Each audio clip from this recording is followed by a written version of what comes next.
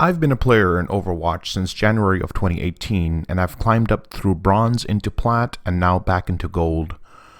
My role of choice is main tank, though it has not always been such. While many guides and well-meaning advice pieces are written by high-ranking players, not many can truly appreciate the experience of the vast majority of Overwatch players. As shown in this post by Jeff in January of 18, only 14% of the player base ever breaks diamond. The vast majority of the player base is in silver through plat. Thus, the average experience of the Overwatch player base is not appreciable to those who actually write guides. While I was not always a knowledgeable player, I now consider myself a fairly well-informed one. I've spent a lot of time reading and watching concept guides, as well as familiarizing myself with the strategy and tactics behind Overwatch. I also come from a strategy gaming background, with the majority of my gaming experience in titles like Total War, Crusader Kings, Civilization, and XCOM.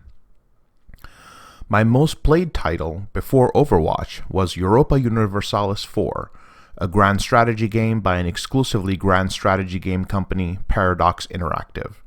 As such, my gaming muscle memory is hardwired to think in strategic terms and macro terms, rather than skill-based and micro terms. I'm also hard-stuck gold.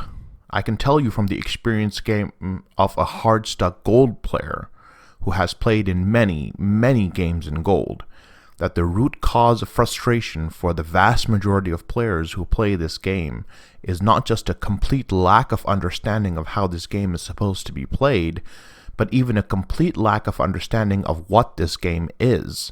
And this is only partially their own fault. Overwatch is, at its core, a genre-bending title.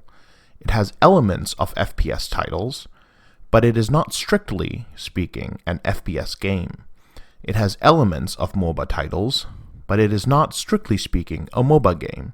It has elements of strategy titles, but it is not a strategy game. Overwatch is not any of these alone. It is all of these simultaneously. It requires the twitch reactions and personal skill of FPS titles.